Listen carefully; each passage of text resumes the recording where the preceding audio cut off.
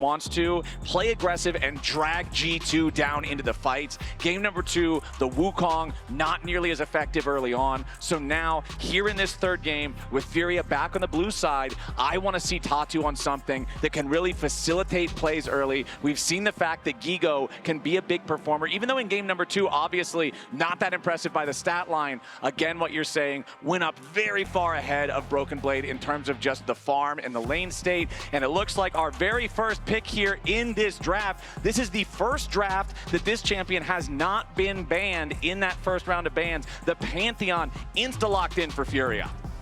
We've seen Trundle really rise up as a counter into this. Pantheon obviously is AD, and I haven't finished my sentence, or that's most likely going to be that lethal tempo.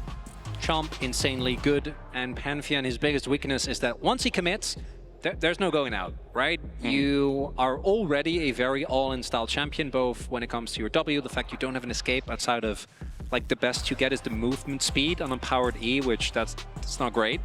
And then the pillar really makes that worse, so I do like that as a pick early on. Now, we did see G2 go for red side in game 1. Didn't quite end up working out in that one, even with the counter pick.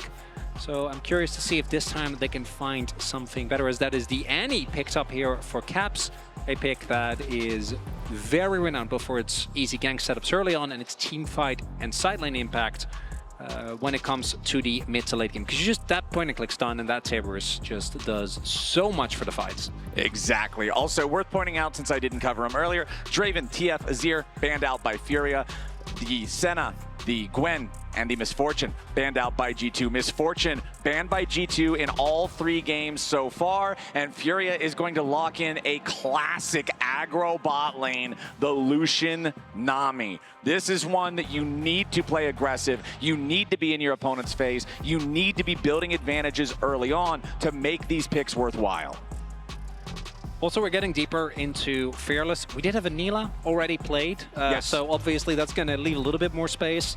But you want an AD carry that isn't completely hamstrung by Pillar. Now, I think playing into Annie for Lucian is still going to be tough, even though I would expect Ayu to go Cleanse, because you are still often going to be in her effective range. And like, let's be real, even if you cleanse a Tibber stun, if you take Tibbers and a W to the face, it's a lot of, you're still not your health bar. Yeah. You're still taking a lot of damage. I also like the priority on the Nautilus here, seeing that come through, because the ability to guaranteed lockdown illusion, I think, is very valuable.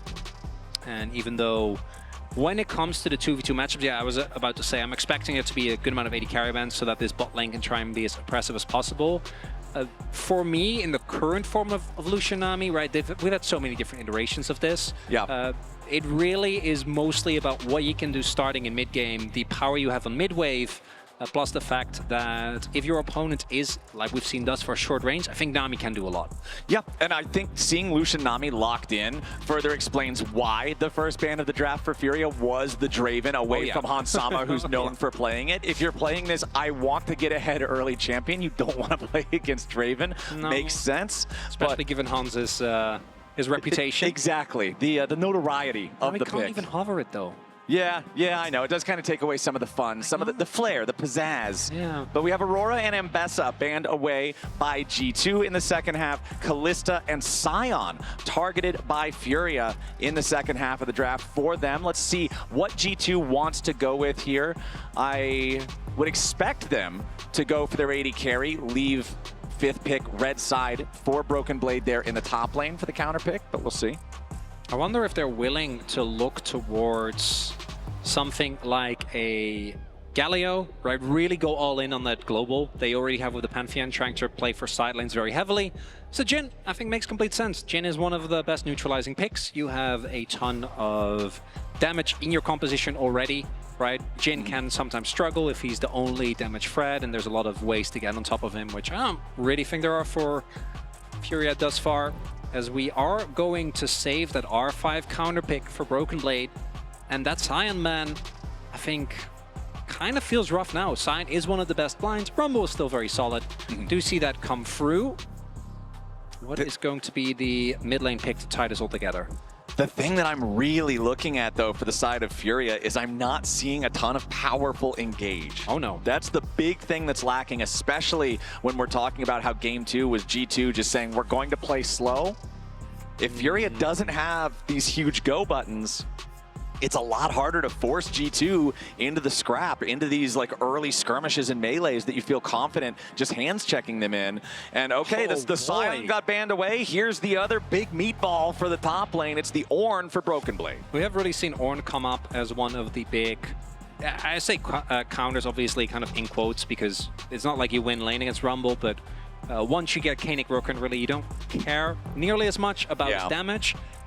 I do think that very often FURIA ends up with droughts where you can really see all the parts fit together nicely. I'm not quite getting that there with this one. I think that the Orianna, from a lane matchup perspective, I do get, but I don't think that the setup is amazing. Really, your best ball delivery system is the Pantheon, and that's not that great.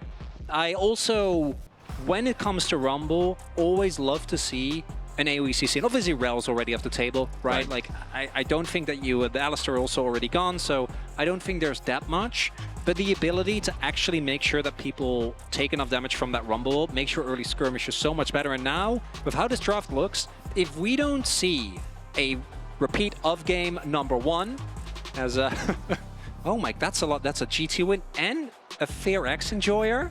They're really playing all sides there. I kind of love it. No, I think that FURIA's got to make this scrappy. You got to win early. Yeah, they've got to turn this into a brawl. They've got to make it messy, because if they don't, what's their front line? How are they going to play these team fights compared to a squad that's got the Ornn, that's got the Annie, that has this Nautilus for the guaranteed lockdown? Okay, but hear me out. They don't have a tank, so Trundle doesn't get value from his ult. All right. I don't got a lot. Okay, I was going to say, okay, man. You see my face, right? I'm messing with you. Come on. I don't know if I'm going to buy this. This bottle's looking like a little bit of snake oil here. But I would never do that to you. Okay, let's hop into the game here, see what we get out of this one. FURIA back on the blue side, G2 back on the red. Game number 3 in this best of 5 that is now tied up 1-1. Checking in on our summoner spells, on our keystones. It will be Broken Blade there with the grasp. Of course, Rumble trying to slam that lane as much as he can. He'll have the Conqueror, be able to charge that one up pretty easily. Down in bottom lane, barrier for the Jhin, cleanse for the Lucian, just as you expected, my friend, to be able to escape that guaranteed engage from the Annie, from the Nautilus. It's kind of rough though, because against Nautilus ult as well as Ornn, it doesn't really do that much.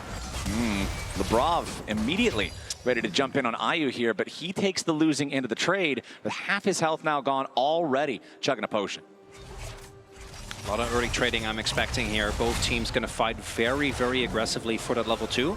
Hans does have the 4th shot, but did lose bone plating already. We'll see if JoJo and Ayu can find it, because if you lose level 2 early on, I think it's really hard to regain control, and they obviously have to play very respectful of the power of that hook. We also see Eri there for Tutsz.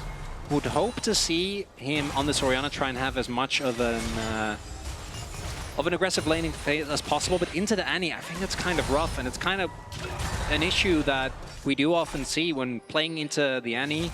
You can either try and pick something else that's also short range, kind of take the blow and then go from there. That's cleanse gone. Yep, nice use of the level 2 advantage from Hans and Labrov, guaranteeing that they're putting that early power to use there. When Lucian and Nami fall behind early, man, you know you are not having a great time down there in the bottom lane.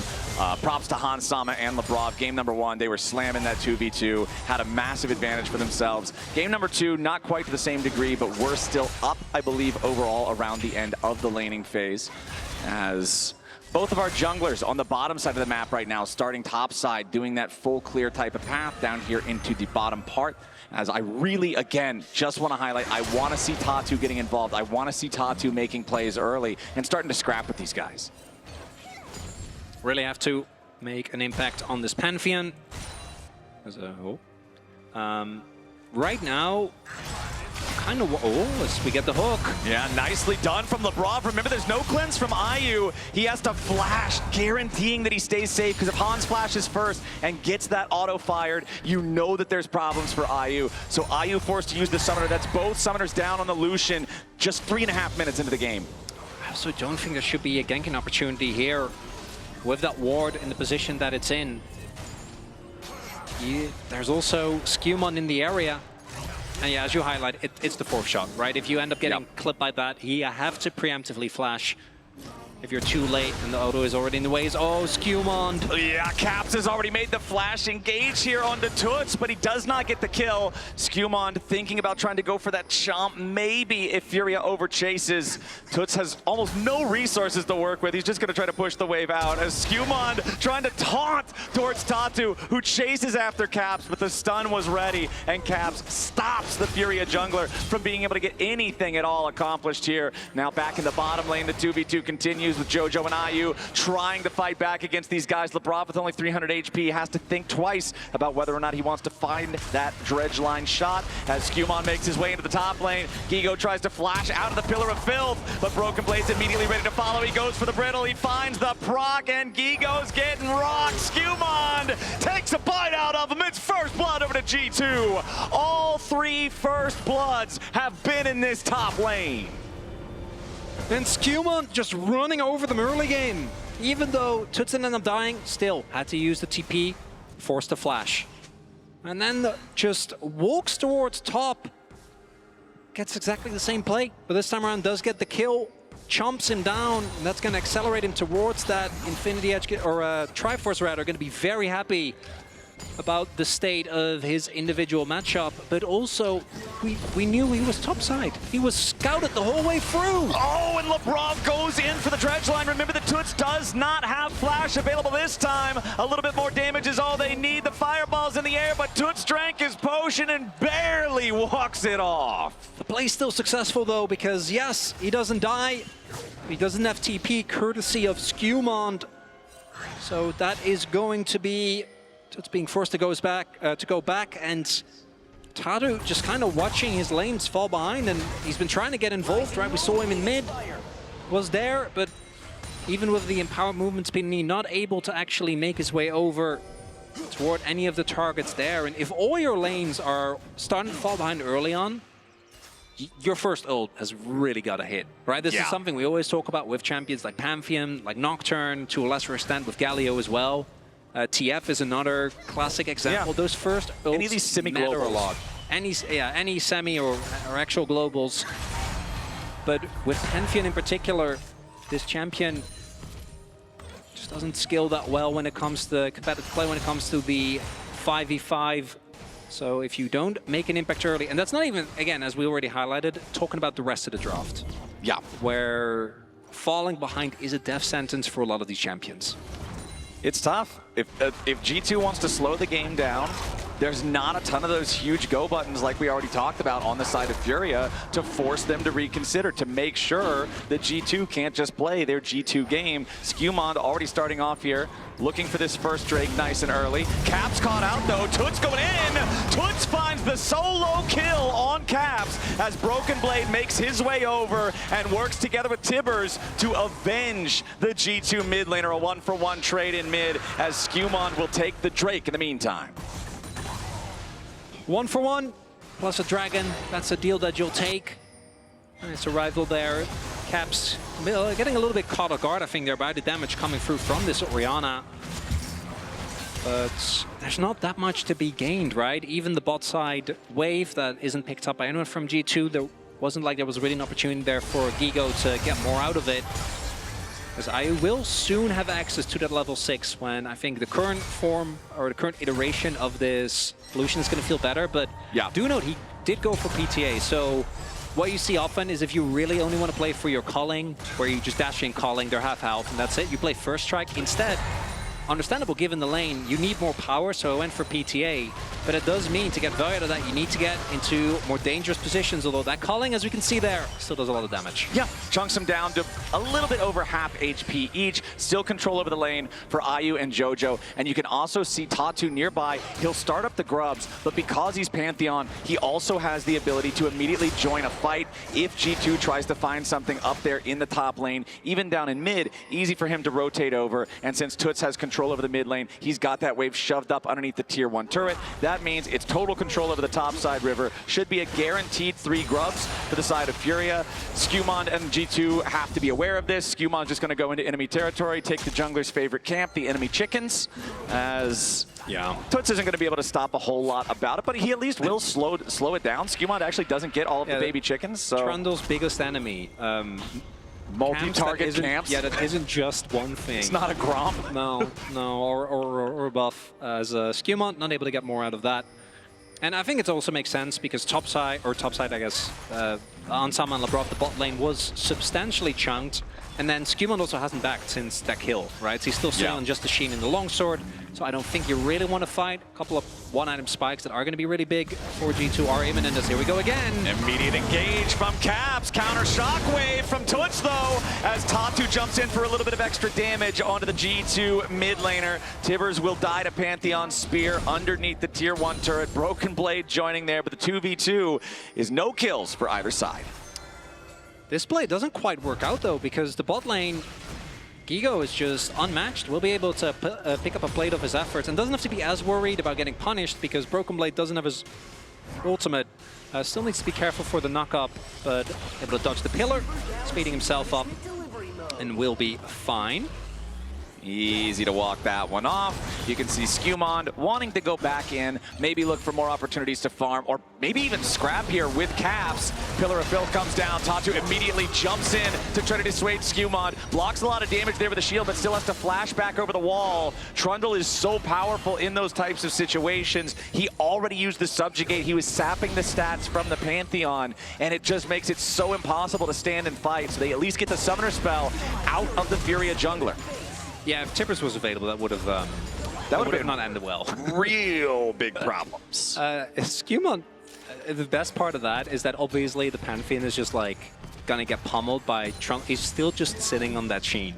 Like, my man is banking gold, and obviously any back that isn't Triforce isn't really gonna feel like that big of a deal. Was both Labrov and Broken Blade just keep showing up in mid lane. Labrov's ready to go. Dredge line connects. Nami tidal wave buys enough time to keep Tutsz alive, but now the shockwave again for the counterplay. SkewMond though, not afraid of that one at all. If Caps would have got caught, yeah, maybe you've got some real threat there, but with Caps not being caught up inside the AoE, it's easy for G2 to walk away. And if it's just these two, you obviously don't really have to flash there. I don't think they have enough damage, but there's always the threat of the Pantheon. You don't know where Tatu is, so if you don't flash, you end up going down. Pantheon starts to accelerate. Could be really rough, as we do see Tatu now finishing his Sundered Sky. Essence Reaver done for Ayu as well, and gold basically even, but we do have the Dragon advantage here for G2. So once again, we are seeing a top lane state where Guigo has the advantage in terms of the farm, in terms of the individual lane, right? He's up over 3 waves by himself. However, we have reached that point that you mentioned earlier, my friend. Ornn has Kaenic Rookern, so he doesn't really care anymore. He doesn't care. My check for Ornn is always, what is the experience state? Because to me, the champion obviously still needs gold, but so much of the power in his passive is just gated by, can you hit certain level spikes? He's up experience. So, like, the fact that you're behind a little bit of gold, it just doesn't matter. Like, whatever, right? Yeah. But he's actually not even behind in gold. He's ahead 69 gold. Yeah. No, because the kill that he was able to get. And again, look at that experience bar. He's thriving. And G2, they can go for fights. They still have a lot of power with this Annie, with this Jhin. If FURIA make a play, commit to something, the exit is going to be a nightmare with that Jhin. Oh, bunch of damage from the culling there. Looked like that was what? Ayu hitting Labrov about 80% of the bullets that he could have fired total. Labrov takes a massive hit from that, as now FURIA, with the chunk on the enemy support, looking to extend their control over this bot side river. SkewMond still hanging around though. Labrov walking close to the Tribe Rush, does get found out. Tidal wave over the top. Labrov taking a ton of damage, and Tatu gets the kill. FURIA ties this game up 2-2. In terms of the kill count, it also buys them control over this bottom lane. It buys Ayu the opportunity to get some plate money. Tatu going in for the ulti, but the Grand Starfall is not finding a close enough lane landing point to Hansama to make anything else happen. It will, however, force the G2 jungler and AD carry further back. It will allow Ayu and JoJo to get a second plate off of this turret for a grand total of 3 so far, and it opens up the bottom lane river for FURIA to now start up the Drake. But the problem is the Scryer's trinket has already been used by G2. They know that FURIA is going after this, and FURIA has already used a lot of tools. They wanted to use them to make those kills, but now it's SkewMond getting caught out. He has a flash to try to get away, but the curtain call is opened up. The bullets are firing off, and once again, it's G2 grabbing the feet of Warfare. FURIA has overplayed their hand, and G2 is happy to punish a little bit of a juggling going on here in mid lane as Tutsz is caught out and beat down, and Caps is getting paid. When the play started out, I thought that G2 had overstepped, but I think FURIA just a little bit too over-eager there to dive into that choke point. They had full control of the choke point leading into River. I think if they play that slower there, it's actually really good. So take a look here. Imagine that instead of going all the way in here trying to take down Caps, they just hold the space. The hook can't be found. SkewMond's out of the play, but against Jhin in particular, he is completely unchecked. There's no one that can come close. Guigo shows up, but at that point doesn't really get to offer anything. And the long-range re-engage that is available for G2 is just a really, really big issue. And it felt like for FURIA to now start up that was the moment. The problem is, right there, trinket is already where I think if you find a big decisive fight there with your composition, yeah, and you get the dragon, and you get a couple of kills, I think things are good. It's not done yet. You have another chance here at the Herald, but definitely a big win for G2. This is the first game so far in this series where the first 2 Drakes aren't split 1-to-1. Yeah. And I think when we're comparing these compositions, when we're looking at this FURIA squad that needs to get ahead early, like you said, that is pretty damning evidence against them. That is a big issue. Now, if this Herald goes the way of G2 as well, now you've got some real serious problems. Ayu, though, lands a little bit of damage with that calling, but Hansama doing a good job avoiding the majority of it. Tatu going top here yet again is going to find a G2 ward in this Pixel Brush. SkewMond standing on top of a FURIA ward himself. Labrov will now also join up in that Tri-Brush, and as soon as they use the Sweeper's Trinket, they will know. They have to go for this, right? Like, I don't think you can give over Herald against a composition like G2's. Ornn is going to give so much value to the enemy team, and I think in the 5v5, just playing straight up late game, it's not even like, oh boy. All right, let's see how well he can hit these. Might not even get to shoot the 4th one. Nope, Tidal Wave arrives in time. It's something nice you can do with Nami to stop the Jhin ult. But it's nice, but I think the Herald is still going to be gone. Yeah. And as I'm highlighting, I think there are parts, like individual parts of the FURIA comp that actually scale quite well. I think Rumble is just always a threat no matter when. Orianna is obviously the big one. But like, when you look at how the fights actually play out, G2 will either absorb or just force an engage with the insane amount of hard engage that they have. And the Ornn items are going to be such a big deal when the enemy composition is relying upon just toasting someone as soon as they can. And maybe there's an opportunity here. Broken Blade. They'll take a little bit of damage here from this Flame Spitter, but honestly, the Kanik Rookern, it gives you so much health, so much MR. He's got a second Negatron Cloak in inventory too. The Rumble just can't burn through him. I honestly, if he had more vision, I think if he knows there's no one there, he just turns it. With the ult, I think you can just cook him. It's Kanik Rookern plus a cloak. It's a lot of magic resistance. You're not getting through. The next time we have his stats pop up in the bottom left here, I want to see exactly how much MR he's at this point in the game, because Broken Blade is just insanely tanky. 199 MR, 17 minutes into the game. Now, I know Rumble is a powerful mid-game champion. Yes. But that is also a powerful deterrent to a mid-game champion. I don't know, maybe he can get the shield. Yeah, maybe. I mean, we did see him fully commit there with the overheated Flame Spitter. He got the shield. Ultimate. Yeah. If you throw the whole kitchen sink at him, you can get the Kanik Rookern shield off.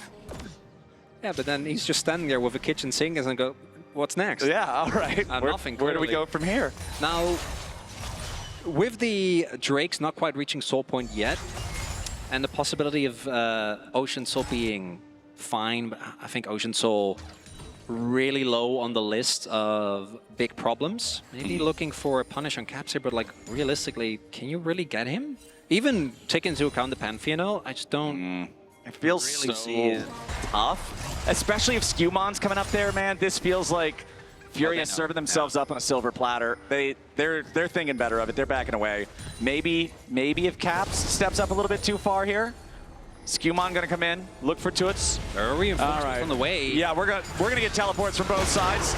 Grand Starfall, defensive positioning out of that one. Broken Blade knocked up into the air, but that's not the target you can go after. The Ornn is so tanky, flashes out, going to buffer through the tidal wave there. A lot of damage on the SkewMond, but he ain't dead yet. The Ornn goes through onto 4. Tatu's gonna die, and Caps cooks him up. G2's gonna lose their mid laner right on back. Such critical health bars on both sides. Only Tutsz and Hans Sama still with a lot of resources to work with, but FURIA's hanging around, trying to do more damage to the tier 1 turret. Guigo in the tri-brush, has to be careful here. SkewMond stepping forward. They'll just clear out the ward. Everyone came to the fight. Everybody was there. Summoner spells, ultimates all over the place, and it's a 1-for-1 trade. They did get the shield on Broken Blade. Yep, you know, but it's back. They took him to like 30%, and we joke about it, but that is actually a really big deal. If this is any other champion, maybe they're actually able to take him down. That's TPing in, as unfortunately the ult from Tatu not quite hitting the mark. And then here, Broken Blade doesn't find the W to block the CC, but instead uses it to go back in. And even though he eats a shockwave, it just doesn't matter. And again, Hans Sama just completely unchecked, off to the side. And this is only remotely close because Guigo is able to do so much damage with just multi-man flame spittering them down. Yeah. I don't know if that's enough as, oh, Tutsz. Tutsz is in real trouble here. Caps ready to follow it up. Tutsz does a flash to try to get out, but it is a little bit late. Guigo finds Caps as SkewMond was so preoccupied trying to find the kill. There was enough space between him and his own mid laner that Caps gets picked off, but they will still get themselves the tier 1 turret in top lane for the side of G2 Esports. SkewMond will take that as he leaves. Tatu is starting up the Otacon on his own. Now I don't think that this is going to be an entire attempt. There's no way. No, unfortunately for Tatu, Otacon just a little bit too strong. Yeah, Guigo going Giga there, just flashes on top of Caps, blows him up in a very short amount of time. The downside for FURIA is that it doesn't really lead to anything else. Like, it's nice that you get the kill, but really you want to try and turn it into an objective. They did get the dragon though, actually. Observers did highlight that as we were coming out of the topside play. Shout out to them. So, but again, if that was a Hextech Drake, I'm like, that's nice. Yeah. But we'll see. Might be enough. There's still no flash on Caps, and I do think that even though his KDA might not look as impressive, that Orianna ball is a big problem. Unless G2 is willing to invest ultimates, the zone control is tough to deal with, but if he gets caught... Yeah, Tutsz in some trouble here, but immediately backed up by Guigo yet again. Labrov coming around on the flank, but he's not close enough. SkewMond and Broken Blade both in a lot of trouble now. Nice tidal wave! Broken Blade still alive for now, but finally falls. Hans Sama and Labrov trying to get a little bit back here. Onto JoJo, onto Ayu, but instead, it's just another kill. Back to FURIA as they get themselves 2-for-0 and a ticket punch straight to Otacon. And that's a huge deal! This is going to be Otacon going over. Flash invested by SkewMond as well. The mid lane turret will fall, so G2 punches back, but I think you're still going to be pretty happy with that as a trade, as yeah, he sees the Nami and is like, no, never mind. Yeah, he's like, all right, we're just gonna, it's a little bit of fast and furious racing here as the Herald finally hits the ditch.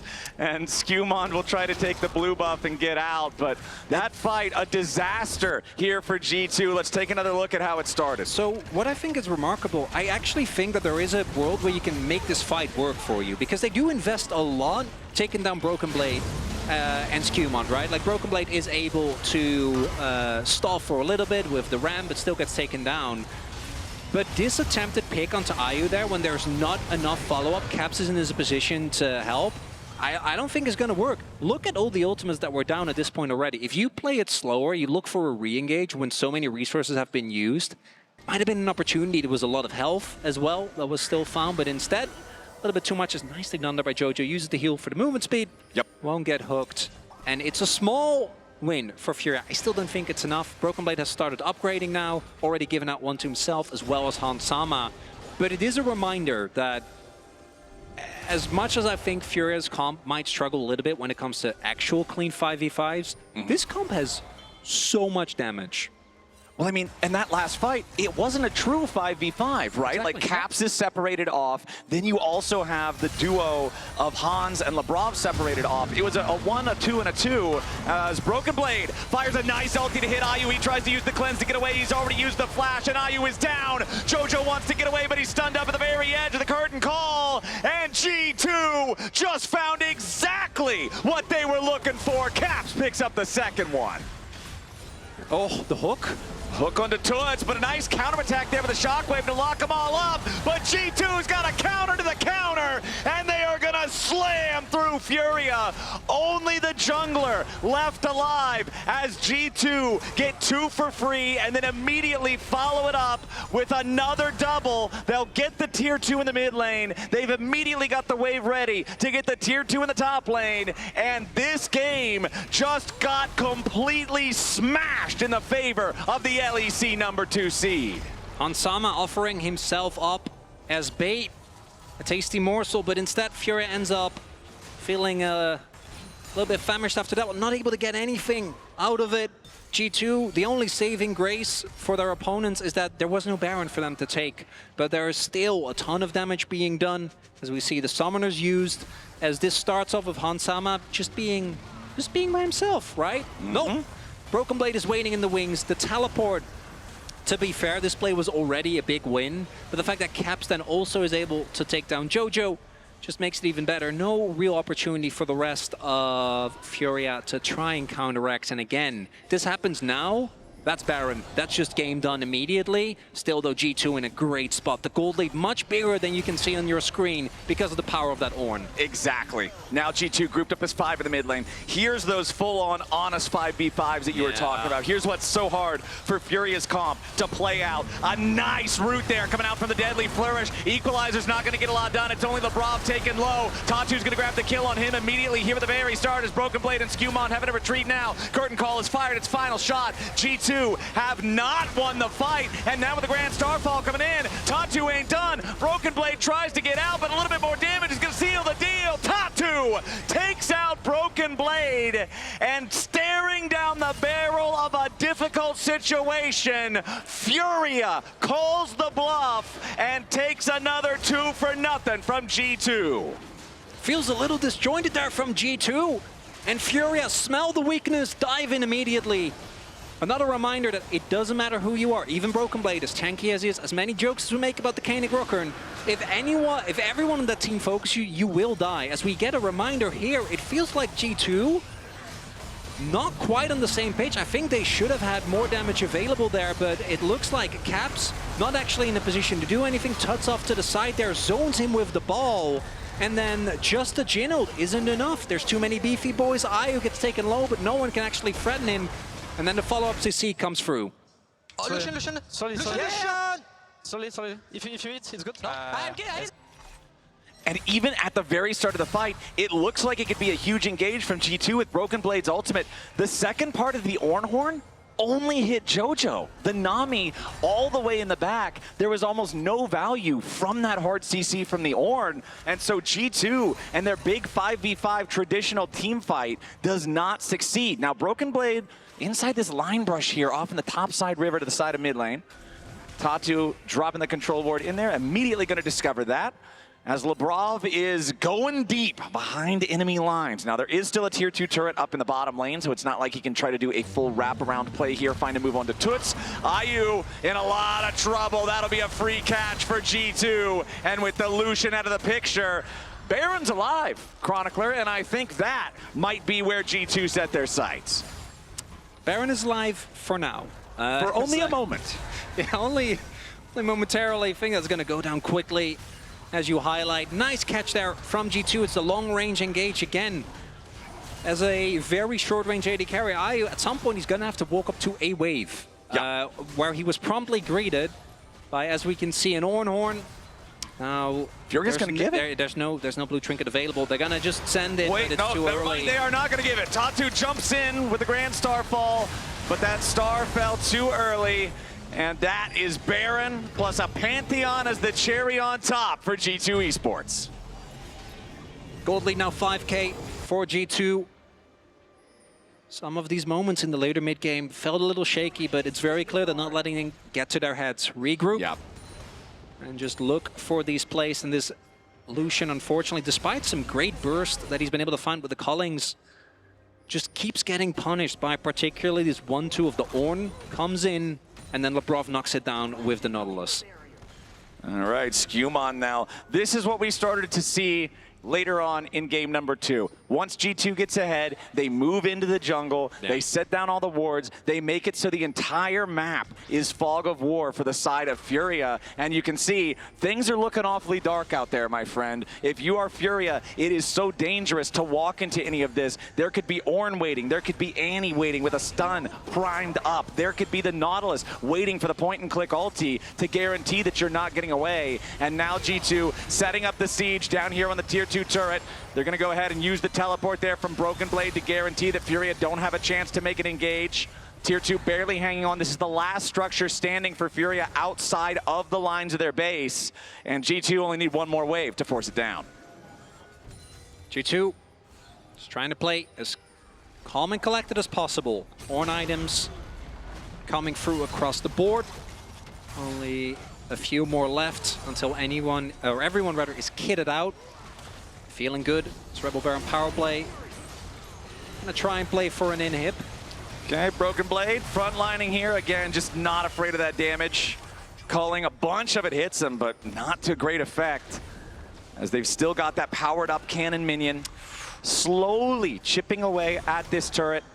If we're looking at Ornn items, they're empowered now for the Annie and the Trundle alongside the ones that we already mentioned for the Ornn and the Jhin. As here it goes, G2 going in for what could be the game-ending play. They do catch JoJo, and Caps guarantees he's already down, but Caps is traded back. Ayu gets the shutdown there, but G2 continues their push. It's bodies dropping on both sides as Guigo barely stays alive, but now Labrov, Hans, and Broken Blade gotta be careful. Broken Blade dropped low, but he ain't dead yet. Tatu keeps the chase going as G2 has to back up. Caps dying early meant that FURIA was able to stabilize and keep this game alive. TP. Now a TP ready to rejoin as Broken Blade continues running away. Tatu and Tutsz ready to join up with Guigo and try to guarantee a little bit more. Labrov gets tagged there by the Electro Harpoon. He's out of there, and Grand Starfall's ready to lock up BB. A little bit more damage, a little bit more CC here with a stun. Tatu's got the kill, and G2 lose 2 on the way out.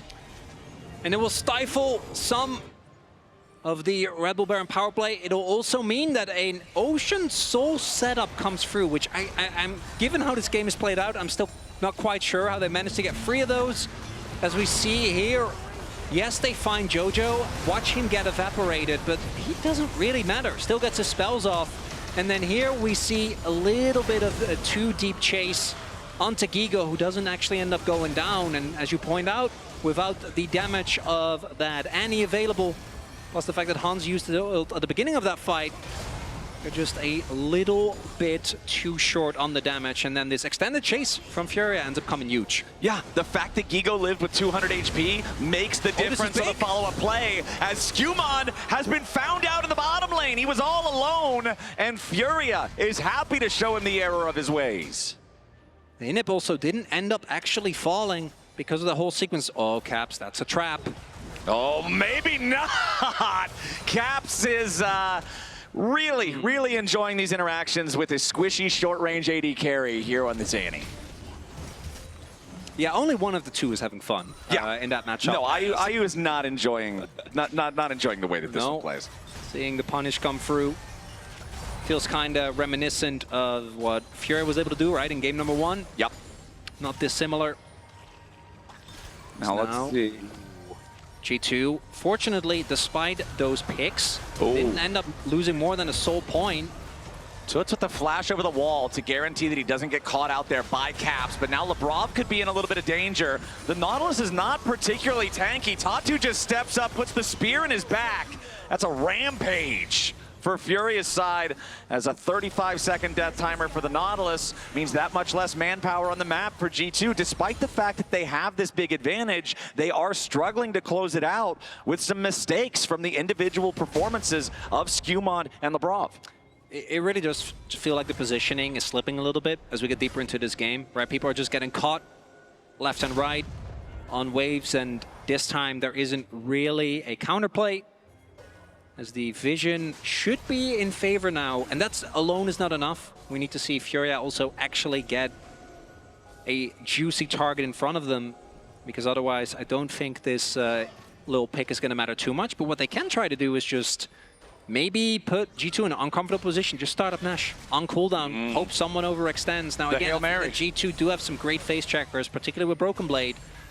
It's Tatu really wants the chicken. It's a jungler's instinct to go for the enemy chicken camp when it's up. Caps is going around for a potential the calling nearly kills him. Caps is dead.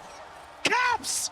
He wanted to make the hero move. He wanted to get the Annie play, the big Tibbers into the back line, but instead he's discovered he loses 90% of his health to the calling, and then the last little bit, an easy pickoff for Tutsz.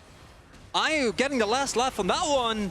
The ward, MVP there, spawning Caps on his attempted flank, and if you are spotted as Annie, you just die. Now do note, jungler still alive. SkewMond doesn't have flash, is Trundle, so he would need to walk over as FURIA try to get the Baron, try to get back in this game. Curtain Call has opened up though. Tatu's got to be careful about that one. This Baron already doing significant damage to FURIA, but they want to keep the aggro on. Curtain Call is gone. FURIA with the pick on Caps. Oh. He had smite. He had smite. He had smite. That's a little scary there, Cap. That's a deadly flourish is not a Varus arrow. I know. It's also another Jhin 4th shot, but I've seen it happen, man. That's fair. That's fair. We do have the Baron now secured for the side of FURIA. This gold lead that was 5,000, almost 6,000 for G2 is now 1,500. The kills 15 to 15. What would be Ocean Soul for FURIA spawns in 75 seconds. Maybe we're not even going to get to see that happen. FURIA is just marching down mid lane. Caps back alive, hitting level 17 here on the Annie. FURIA, they'll take the tier 2 at least. Again, the gold lead just practically nothing at this point.